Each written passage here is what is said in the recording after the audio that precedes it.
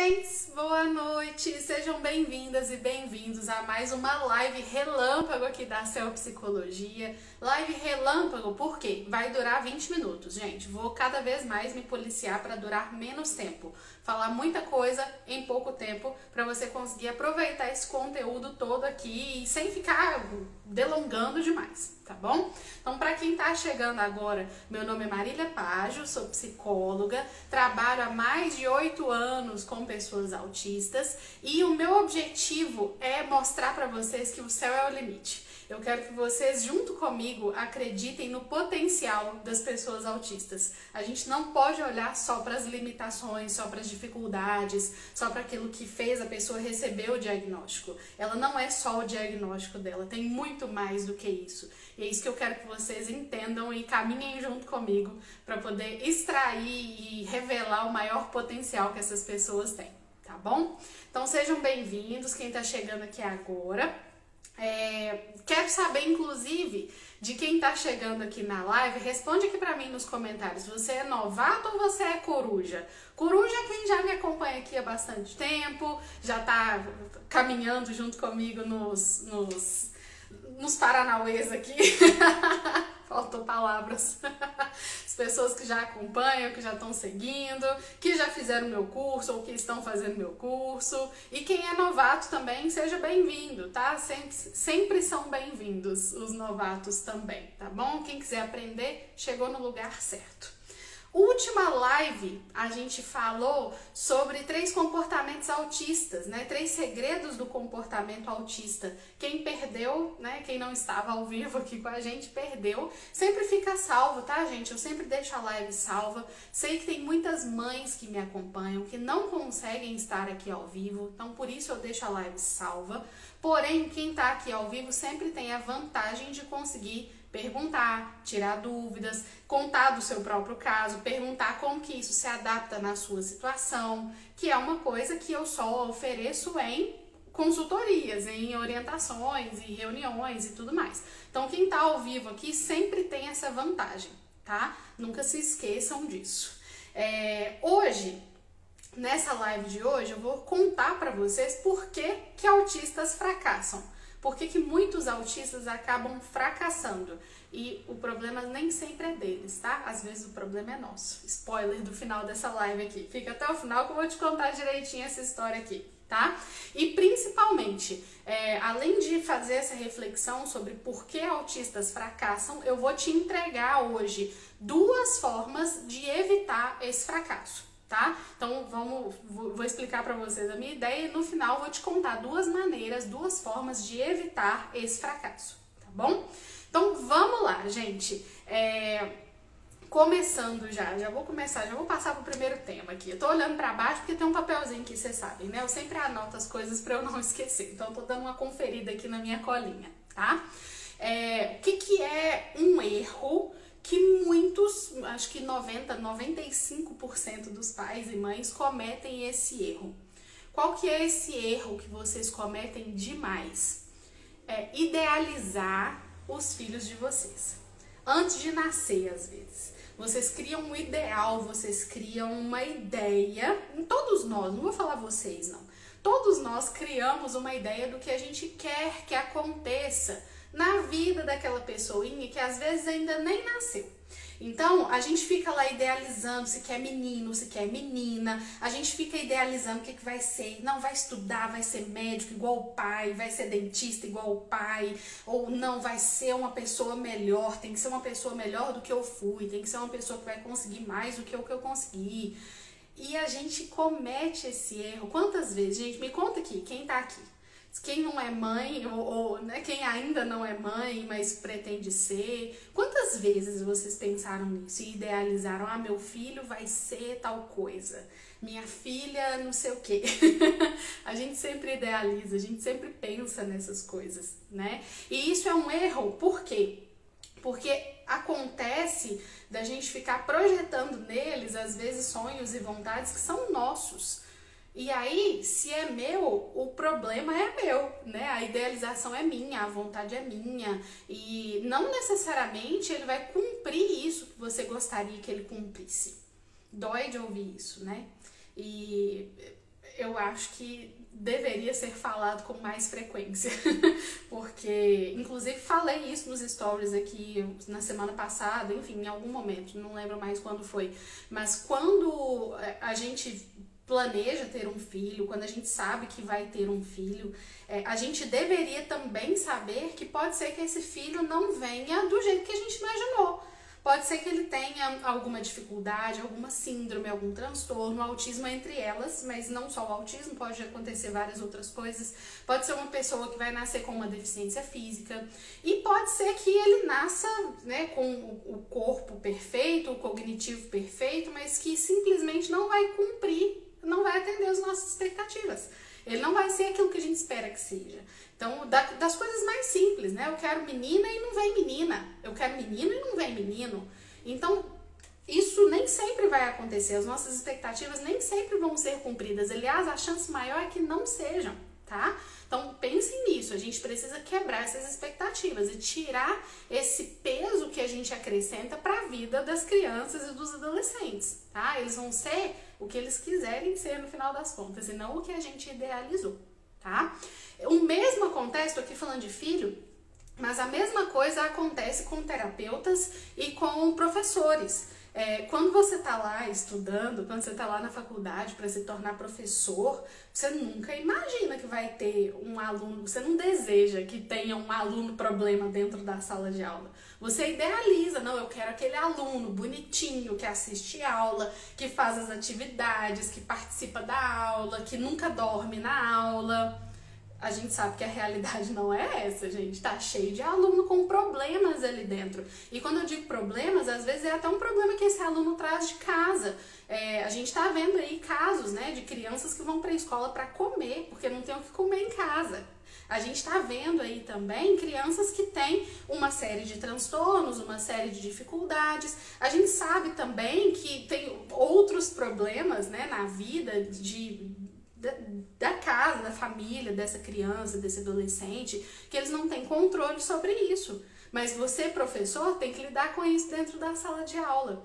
Nós, terapeutas, acho que a gente da psicologia, quer dizer, nós da área da saúde, né? A gente até pensa um pouco mais nisso, que vão chegar pessoas com dificuldades, que vão chegar pessoas com problemas de casa. Quando eu digo problemas, eu não tô falando transtornos, tá? Tô dizendo problemas nesse sentido, assim, de às vezes não ter o que comer, de às vezes ter briga dentro de casa, de ter um pai alcoólatra dentro de casa. Então, são problemas mesmo, né? Quando eu digo problema, eu tô falando de problema mesmo, não tô falando de transtornos.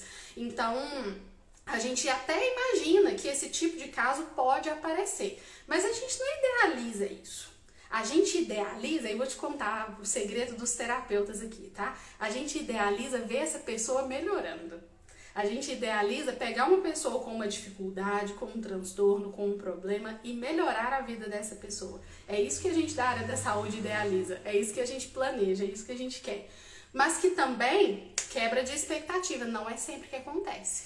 Não é sempre que a gente consegue melhorar a vida das pessoas, porque não cabe a nós. Às vezes é algo tão amplo, às vezes é algo tão abrangente que a gente não consegue, né? Nós, terapeutas, nós não conseguimos atingir sempre tudo aquilo que as pessoas precisam, tá?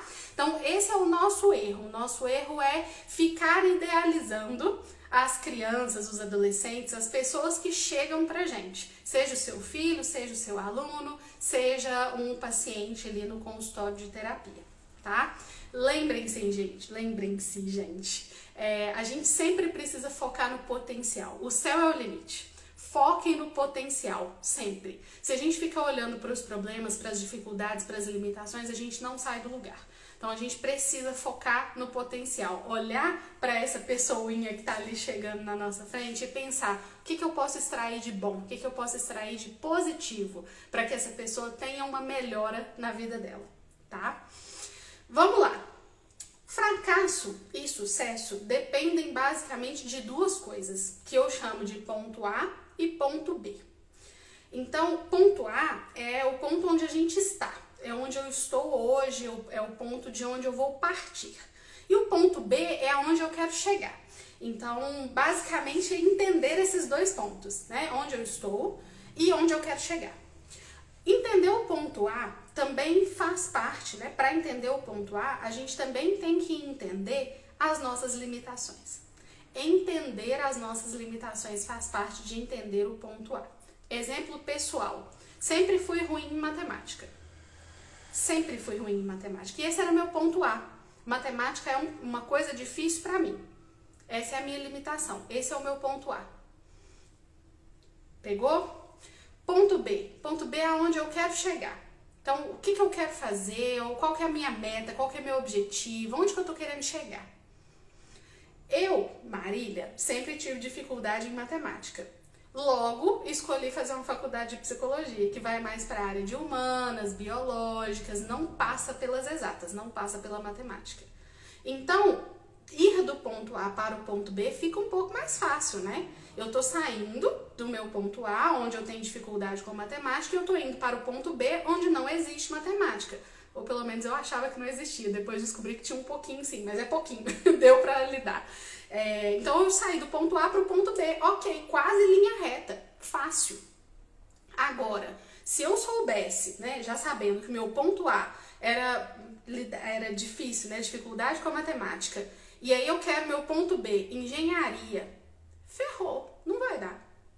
O trajeto vai ser muito difícil, o trajeto vai ser hiper longo, o trajeto vai ser cheio de dificuldades ali no meio. Então, por que que isso faz parte do sucesso ou do fracasso? Porque quando eu entendo o meu ponto A, eu preciso traçar um ponto B que seja realista. Não adianta eu traçar um ponto B que seja fora da realidade. Não dá. A Marília, com dificuldade de matemática, brasileira, vai conseguir ser astronauta? Não vai, caramba. É ser realista, é a gente conseguir de fato olhar para esse ponto A, olhar para essas limitações, não é ignorar que elas existem. As limitações existem. Então, é olhar para elas e pensar com essas limitações aqui, do jeito que eu sou, do jeitinho que está. Qual que é um ponto B realista para eu chegar? E aí, quando a gente entende isso e quando a gente traça um ponto B realista, a gente diminui a chance de fracasso. Porque a minha meta é uma meta mais fácil de ser alcançada. Significa que é uma meta pior? Não significa. Ela só é um pouco mais fácil de ser alcançada. Ela é mais realista, ela condiz com a realidade. E é nisso que a gente erra. A gente traça um ponto B muito distante. A gente idealiza uma coisa muito distante. Eu me lembro que quando eu era mais nova, minha mãe ficava repetindo assim, né? Ah, você tem que estudar, porque você tem que ser alguém na vida, você tem que ser uma médica, você tem que ser uma advogada. Ela falava médico, advogado, porque é o senso comum. Ela não queria que eu fosse exatamente nada dessas coisas, nenhuma dessas coisas. Ela só queria que eu estudasse e fosse alguém na vida. Então, ser psicóloga, pra ela, tava valendo. Só que quando, na real, eu passei na faculdade de psicologia, não foi tão fácil assim, não. Foi meio que uma decepção, principalmente pro meu pai. E aí depois ele ficava insistindo pra eu fazer concurso público, porque ele achava que o concurso público era a única coisa que ia dar certo. Não é, né? Tem várias outras opções, mas era o que ele conseguia enxergar naquela época, tá? Agora, a maior decepção não foi eu ter entrado pra faculdade de psicologia. Acho que pro meu pai, pelo menos foi o momento que mais me marcou, tá? Foi quando eu falei que eu estava saindo de um estágio que eu iria trabalhar numa escola e que eu ia atender uma criança autista na escola. E o meu pai olhou pra mim e falou assim, sério que você vai fazer isso? Ele olhou com desdém, sabe?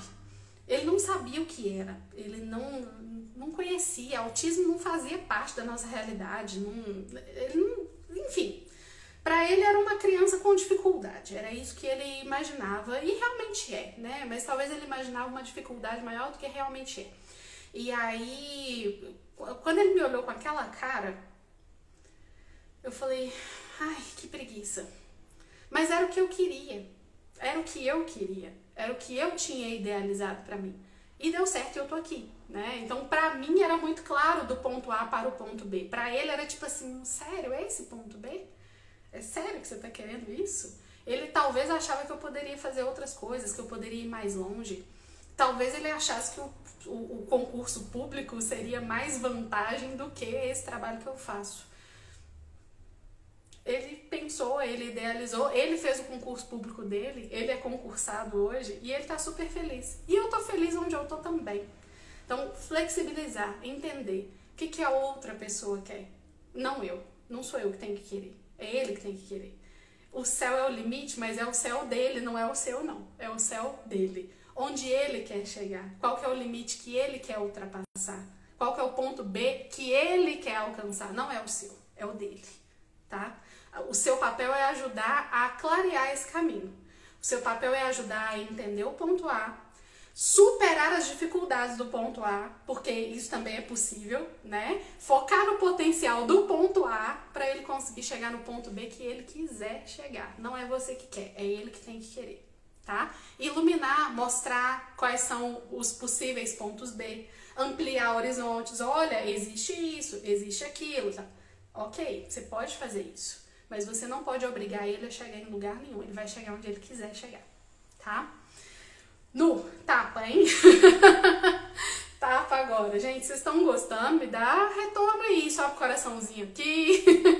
Me fala aí o que vocês estão achando de tudo isso. Se ficou claro, tá bom? Enquanto isso eu vou olhar na minha colinha aqui.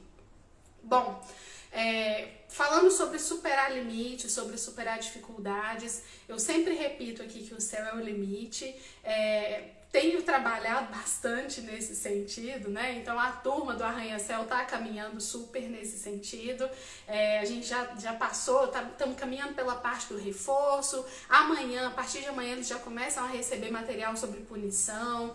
Tem aulas ao vivo, tem mais 3 aulas ao vivo aí pela frente. Então tem bastante coisa caminhando no Arranha-Céu, que é a última turma desse ano, tá? E aí, estão subindo coraçãozinho, então tá tudo bem.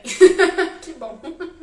E aí, gente, falando então, né, resumindo, por que muitos autistas fracassam? Porque às vezes a gente traça o ponto B errado e a gente não entende direito o ponto A, tá? E aí, pra finalizar essa live, eu vou dizer pra vocês 2 formas, 2 maneiras que a gente pode utilizar para evitar o fracasso, tá? Então, 2 coisas práticas para você começar a fazer já hoje, para evitar o fracasso, para evitar que o seu autista fracasse, tá? E aí, independente de você ser pai, mãe, professora, terapeuta, tem que levar isso aqui em consideração, tá bom? Então, 2 pontos. O primeiro, a gente precisa, para evitar o fracasso, melhorar o ponto A.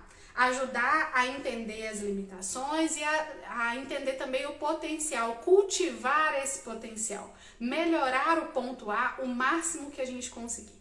É aqui que as terapias entram, é aqui que a gente entra e fala assim, nossa, esse menino precisa de fono, esse menino precisa de TO, não é porque ele tem uma dificuldade que eu vou aceitar essa dificuldade e não tentar nada, né? A gente já sabe que existem sim vários métodos, várias estratégias para poder conseguir ajudar para que esse ponto A melhore, para a gente conseguir dar um salto no ponto A. Tá? Então, as terapias entram aqui e você pode fazer a sua parte ajudando nisso. Como é que eu vou melhorar o meu ponto A? Como é que eu vou fazer esse aluno aprender a ler? Como é que eu vou fazer esse aluno aprender a fazer conta de matemática? Eu me lembro de um caso que eu acompanhei, era uma criança, ele tinha dificuldade em fazer as contas de matemática. Então, ele lia o problema de matemática, interpretava super bem, armava a conta, então vamos supor, uma subtração, coloca lá bonitinho um número em cima do outro, faz o tracinho, tudo certinho. Ele não conseguia fazer a conta, ele não sabia, ele não conseguia, ele não dava conta de fazer aquilo. Ele sabia como que fazia, ele sabia o que precisava ser feito, ele não conseguia fazer. Sabe qual foi a solução da escola? Ele fazia prova de matemática separado dos colegas para evitar as distrações. Sabe quando você está fazendo uma prova e aí alguém passa, né, pede para beber água, não sei o que? Isso atrapalhava demais. Então ele fazia em outra sala, no mesmo horário, só num ambiente diferente. E ele fazia a prova de matemática com calculadora. Depois de entender o problema, interpretar, colocar a conta certinho, ele fazia a conta na calculadora e ele acertava a resposta. O raciocínio estava todo lá. Ele só não conseguia fazer aquele pontinho. Então, isso é uma maneira da gente diminuir a dificuldade do ponto A. Por quê? Gente, vamos falar sério? Na vida, quantas vezes a gente faz conta de cabeça? Ou quantas vezes a gente põe na ponta do lápis para fazer a conta? Ainda mais com o celular. Todo mundo faz conta no celular, gente. Todo mundo faz conta na calculadora. Que grande falta que isso vai fazer na vida desse menino? Pouca. Pouquíssima. Até porque as grandes provas hoje, ainda bem, têm adaptações. É possível a gente solicitar isso dentro de uma prova, tá? Dentro de um Enem, por exemplo. Então, é entender o ponto A e diminuir a dificuldade do ponto A. das coisas que vocês podem e devem fazer aí no dia a dia de vocês. E a segunda dica, a segunda forma para evitar o fracasso é adequar as expectativas, é adequar o seu ponto B. Então, não adianta ficar traçando um ponto B muito longe da realidade. Tem que ser um ponto B que caiba dentro da realidade. Que não significa que não precisa ser uma meta audaciosa, tá? Você pode sim ter uma meta grande, ter uma meta audaciosa que caiba na realidade. Que é o meu caso com a matemática. Talvez se eu fosse fazer engenharia, eu ia ser uma fracassada. Como eu não fui pro lado das exatas, eu me dei bem. E tô super satisfeita. O que é se dar bem também, né? Tô super satisfeita, tô super feliz com o meu trabalho hoje, tá? Então é isso. Levem em consideração isso no dia a dia de vocês. Entenda o seu ponto A e trace um ponto B que faça sentido. Assim a gente fica mais motivado, o autista fica mais motivado e a gente consegue não fracassar, tá? Fracasso é uma questão de ponto de vista. Gente, espero que vocês tenham gostado dessa live. Vai ser curtinha assim mesmo, cada vez mais curtinha. Já tô olhando aqui, já deu 20 minutos. É isso daí, tá? Vai ser assim cada vez mais daqui pra frente. Fica salvo, mas quem tá ao vivo sempre tem a oportunidade de me mandar mensagem aqui, tá? Igual eu recebi algumas, inclusive, obrigada aqui pelas participações, pelos beijos e tudo mais, tá bom? Semana que vem temos mais lives, sempre, toda segunda-feira às 8h30 da noite estou aqui. Tá joia? Um abraço pra vocês e até a próxima. Tchau, tchau. Ops.